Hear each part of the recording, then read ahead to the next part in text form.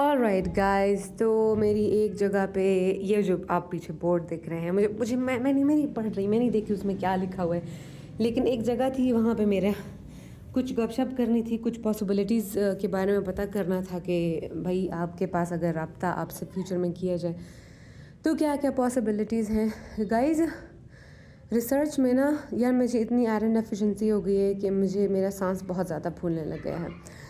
खैर पहले हम जी पीएचडी करेंगे, उसके बाद हम अपने आप को देखेंगे।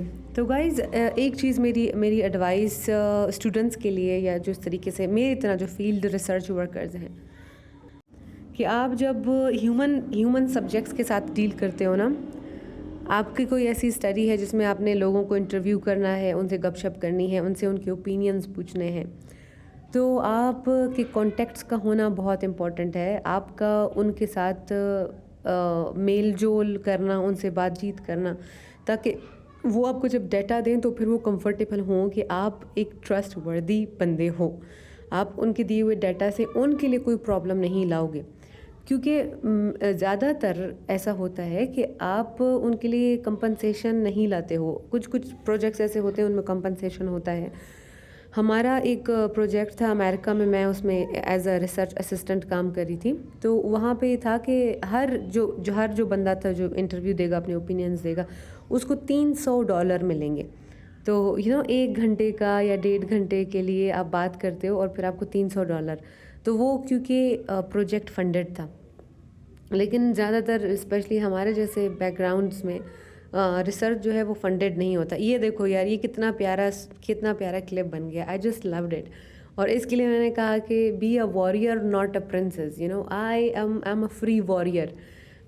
आई love to travel in auto, though it's hurting my body, but I love it because it gives me the freedom.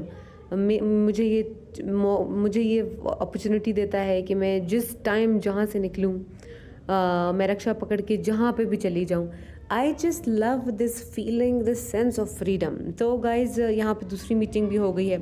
Office के अंदर मैं नहीं लेती हूँ वीडियो, ज़ाहिर बात है यार, वो तो बोलने की ज़रूरत भी नहीं है। तो आपको ये बाहर बाहर की क्लिप्स ही दिखाई दे रही हैं इसीलिए।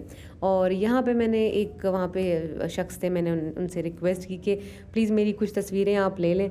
तो वो ठका ठका ठका ठका उसने पता नहीं कितनी तस्वीरें ली। तो मैंने कहा मैं इनको भी यहाँ पे हाँ रख देती हूँ। तो ये एग्रीकल्चर का ऑफिस है यार, और अच्छी यहाँ पे गुफ्तगू हुई। कुछ एग्जॉटिक इनके पास हर्ब्स हैं, उनके ऊपर ये लोग काम कर रहे हैं, लेकिन मेरा काम कुछ और है। मेरे को एग्जॉटिक हर्ब्स नहीं चाहिए। मेरे को एग्जॉटिक वो हर्ब्स हैं जो कि ये लोग दूसरे जगहों से लाए हैं, और इनके पास जर्मन की हर्ब्स थी। तो अब मैं फ़ॉरेन चीज़ों के ऊपर इंटरेस्टेड नहीं हूँ। तो गैस ये भी बहुत अच्छा हो गया। मुझे ये अभी इसके लिए बोला गया कि आपने अपना प्रपोज़ल लिख के इनको सबमिट, मुझे कहा है कि आप लिख के हमें दें प्रपोज़ल अपना। तो यार स्पॉन्टेनियसली मैं एक जगह पे बिल्कुल अलग टॉपिक हो रहा होता है, फिर दूसरी जगह पे बिल्कुल ही एक अलग टॉपिक हो रहा होता है। तो मेरे को 2 चीज़ें करनी हैं। मैं अपने फ्यूचर के लिए ना, फ्यूचर मतलब 1-2 मंथ्स के बाद जब मैं ऑफिशियली इनके साथ डाटा कलेक्शन के उस पे आ जाऊँगी, तो बात कर रही हूँ और कॉन्टेक्स्ट बना रही हूँ। और मैं ये देखो यार, इश्क में लोग कहते हैं ना, उस इश्क में मेरे जूते, मैंने अपने जूते फाड़ दिए, तुम्हारे इश्क में मैंने अपने जूते फाड़ दिए। तो आज मैंने कहा ये क्या है यार, कोई पत्थर चला गया जूते में, क्या है? जब मैंने नीचे देखा तो वो बिल्कुल जो उसका हम सिंधी में तरा बोलते हैं यार, उर्दू में दिमाग में नहीं आ रहा, वो निकल रहा था। मैंने कहा है मुझे ये जूते बहुत प्यारे हैं, लेकिन अब क्या करें, कुछ गोंद शोंद लगा दूंगी यार, गोंद, व्हाट एम आई सेइंग, एल्फी लगा लूँगी, ताकि वो मुझे पसंद भी हैं और पुराने भी हैं, लेकिन ये मेरे इस तरह के कामों के लिए अच्छे हैं। अब यार मुझे 4 साल हो गए हैं कि मैं लोकल बस में नहीं बैठी हूँ। 4 से भी मेरे ख्याल से ज़्यादा, जब मैं उधर एक मकरू जगह पे मैं काम कर रही थी तब से मैंने जो है रक्षों में बैठना कम कर दिया, क्योंकि मैं यहाँ पे नहीं थी। तो मैं एक तो एसबीके का रोड, और फिर लोकल में बैठ गई। तो मैंने कहा यार थोड़ा सा ना यादें ताज़ा करते हैं यार। इतना ऊंचा था जो दरवाजे के साथ वो जहाँ पे आप पाँव रख के ऊपर चढ़ते हो, मैं बातें करने लग गई। ऑलरेडी एक बंदी ना मेरे बैठी हुई थी लेफ्ट हैंड साइड में। मैंने कहा कितना ऊपर है ये, मैं तो फिर भी अभी इतनी बूढ़ी नहीं हूँ, लेकिन जो दूसरी ख़वातीन हैं वो बेचारी कैसे चढ़ती हैं। तो यार बहुत बहुत मेरी रिस्पेक्ट है ये जो लोअर मिडिल क्लास फैमिलीज़ हैं, जो बहुत गरीब हैं और फिर वो ये ट्रांसपोर्टेशन सिस्टम इस्तेमाल करते हैं। यार अभी जो बस का किराया है वो हो गया है 50 रुपया। तो मेरे को पता नहीं था, मैं पूछ रही थी कितना भी किराया है, स्टूडेंट का भी कितना किराया है। तो बड़ा अच्छा एक्सपीरियंस रहा। ये देखें जी, मैं आपको साइड की बसें भी दिखा रही हूँ। यहाँ पे total this was the main stop, यहाँ पे सारी लोकल बसेस खड़ी हुई थी। तो जो राइट लेफ्ट हैंड साइड है वहाँ पे बाज़ार जाने वाली बसें थी, और ये वाली जो बस थी मुझे नहीं पता ये कहाँ जा रही थी, बट मेरे जहाँ पे मुझे उतरना था वहाँ पे इसने मुझे उतार दिया। तो गाइज़ यहाँ पे मेरे साथ में ही एक ख़ातून बैठ गई थी, तो वो कुछ देर के बाद आई। बड़ी साफ़ सुथरी ख़ातून, अच्छा सा परफ्यूम लगाया हुआ, बट ज़ाहिरी बात है वो गरीब थी। यार जो गरीब लोग होते हैं ना, मैं बुरे लिहाज में नहीं बोल रही हूँ, मेरी बहुत उनके लिए रिस्पेक्ट है। उनका आप चेहरा देखते हो ना, आपको सब कुछ पता चल जाता है। न्यूट्रिशन की कमी होती है, धूप उनके चेहरे पे दिख रही होती है, परेशानियाँ उनके चेहरे पे दिख रही होती हैं, उनके कपड़े, उनका फटा हुआ बैग, उनके पुराने जूते, हर चीज़ एक दास्तान बयान कर रही होती है।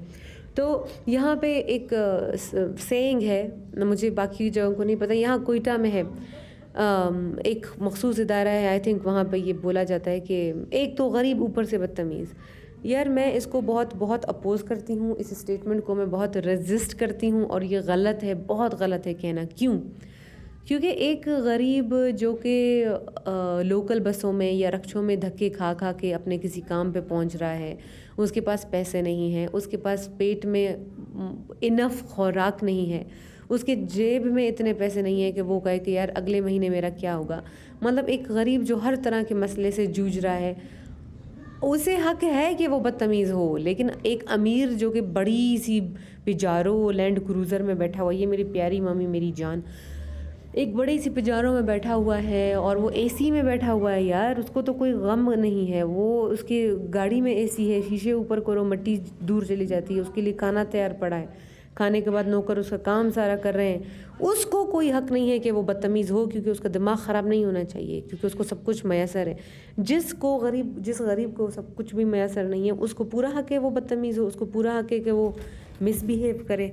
तो गाइज़ ये बात है, इस पे मैं ना अक्सर सोचती हूँ। तो अब रोज़ाना आप रक्शों में जाते हो, लोकल बसों में बाहर निकलो, आपको इतनी गुर्बत दिखाई देती है, एंड एक स्ट्रगल है। लोग गिव अप नहीं कर रहे यार, इतनी महंगाई और फिर इतनी गुर्बत, मुझे नहीं समझ आता कि लोग कैसे ज़िंदा रह रहे हैं। बहुत ज़्यादा महंगाई है। तो गाइज़ ये छोटा सा व्लॉग था यार। मॉम ने खाना बनाया था, प्यारी भाभी ने खाना बनाया था, बहुत अच्छा खाना था। मैं खाना खाती हूँ और मैं 100 बार इनको थैंक यू बोलती हूँ, बिकॉज़ मेरा बस मैं थैंक यू ही बोल सकती हूँ। तो वो तो बंदा बोले ना। बहुत आला रोटी, मेरी भाभी की रोटियाँ they are the best in the world. इतनी अच्छी ये लड़की रोटी बनाती है, और मॉम का खाना तो यार है ही world best. So thank you for watching guys.